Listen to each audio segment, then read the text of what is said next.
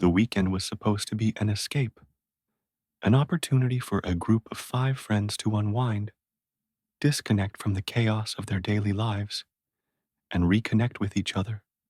They rented a remote cabin deep in the woods, far from the noise and stress of the city. It was the perfect location for a getaway. The cabin sat on a small plot of land, surrounded by towering pines and the gentle rustling of leaves.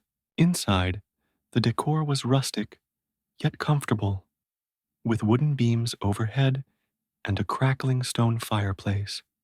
2 cozy bedrooms sat off a long hallway, with a large living room in the center. The kitchen was stocked with all the basics they needed, and the large windows offered stunning views of the forest. They were eager to relax, cook meals together, and share stories as the evening settled in. There were no distractions here, no deadlines, no cell service, just peace. But there was one detail that didn't sit right with them: a third door in the hallway. It was painted the same faded white as the walls, slightly ajar but locked, and no one had mentioned it in the rental listing.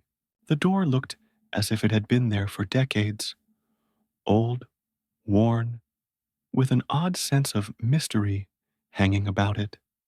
At first, it was a simple curiosity. They joked about it over drinks, speculating what might lie behind it. Maybe it was a storage, closet, or perhaps an old utility room. Some of them said it must be the owner's personal space, and that's why it was locked. But the more they talked about it, the more unsettled they became. There was something about it that didn't feel right. That first night, after they'd settled into the living room by the fire, a strange noise broke the calm. It was faint at first, like the softest tapping, something subtle but unsettling. Everyone froze, exchanging glances, unsure if they had heard it.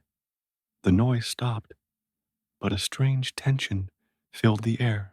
One of the friends, Sarah, the skeptic of the group, shrugged it off, but the others couldn't shake the feeling that something was wrong. It wasn't just the door, but the entire cabin now seemed to hum with a quiet, oppressive energy. That night, they all went to bed, but none of them slept well. The wind howled through the trees, and every creak of the house seemed to echo louder than it should. The next day, they tried to push their unease aside, focusing on the relaxing weekend they'd planned. They went on walks through the woods, took pictures, and enjoyed the quiet beauty around them. But when they returned to the cabin, they found something strange. One of their bags, which had been left in the living room, had been moved. It wasn't just displaced, it had been shifted to a different spot, almost as if someone had gone through it. The friends exchanged nervous glances.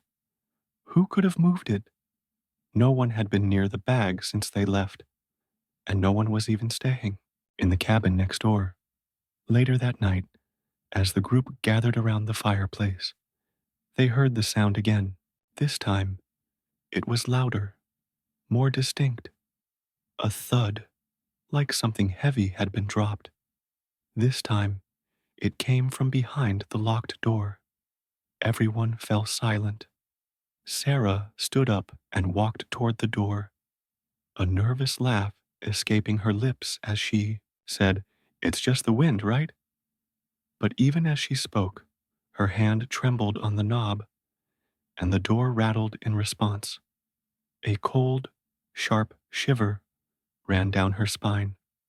The others watched in frozen silence, waiting for something to happen. The door creaked open. For a moment, there was nothing, just darkness on the other side. But then, the faintest movement, a figure, a person, lying motionless on the bed. The friends froze, their hearts racing. The person on the bed was thin, gaunt, their face pale and drawn as though life had drained from them long ago. They stared at the friends with wide, desperate eyes, as if seeing them for the first time. Their voice cracked as they whispered, "Help me. Please. I've been here for so long." The group hesitated. They looked at one another, unsure whether they should approach or leave. Who was this person? Why were they locked in a room no one had mentioned? "Who are you?" David, one of the friends, asked, his voice shaking. The figure didn't respond immediately. Instead, they looked around, as though trying to make sense of their surroundings. Finally, their voice was barely a whisper. "I've been here for decades. I don't remember when I came, but I've been trapped. I've lost track of time." Confusion spread through the group. What did this mean? The person, with their worn, lifeless appearance, seemed like they had been locked away for years, maybe longer. But how could that be possible? The cabin hadn't been built that long ago. "What do you mean, trapped?" Sarah asked, her voice tight with fear. The figure didn't answer right away. Instead, they muttered to themselves, rocking slightly on the bed, as if trying to soothe their own tortured mind. David and the others were paralyzed with unease, but their curiosity began to pull them in. They didn't know what they were dealing with, but they had to understand.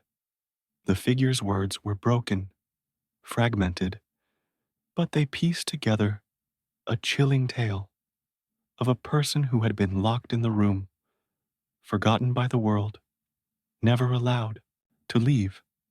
The figure spoke of strange occurrences, whispers in the walls, and shadows that moved on their own. They spoke of time bending, of hours lost in an endless loop, and of other people, people who had come before them, trapped in the same way, their bodies long gone, their souls still lingering. "Why didn't anyone help you?" asked Jason, his voice trembling.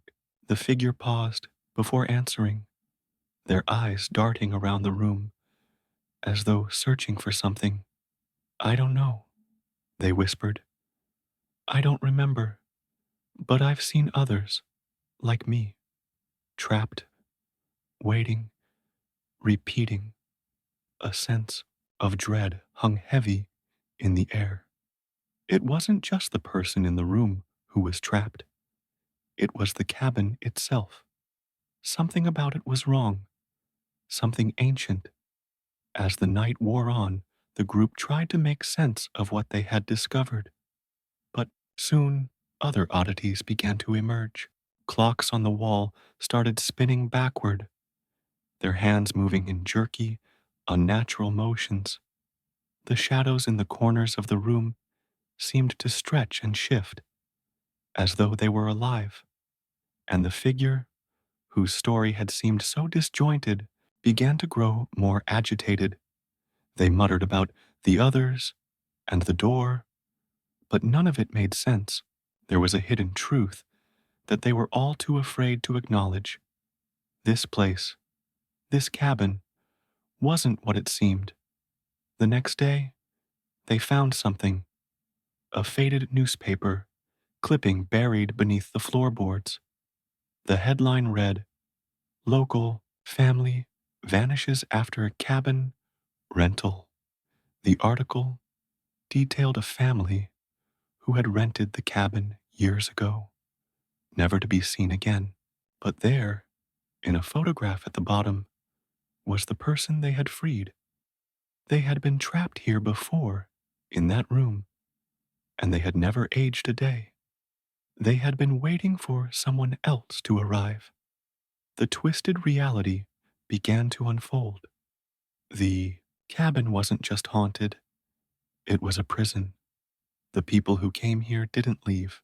They became part of the cycle, trapped in the same room, waiting for someone else to break the lock. The twist came when they realized the person they had freed wasn't just another victim. They were part of the curse, part of the cycle that would never end. And then, in the most chilling moment of all, the friends realized the awful truth. The room wasn't for them. It wasn't their turn yet. They had opened the door for the next person, not realizing that they too would be part of the endless loop.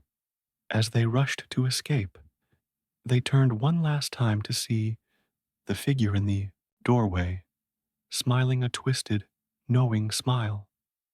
But when they glanced at the reflection in the broken mirror on the wall, they saw something worse.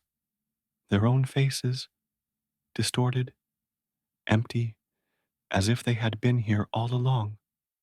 The door slammed shut, and the cycle began again, just as it had before.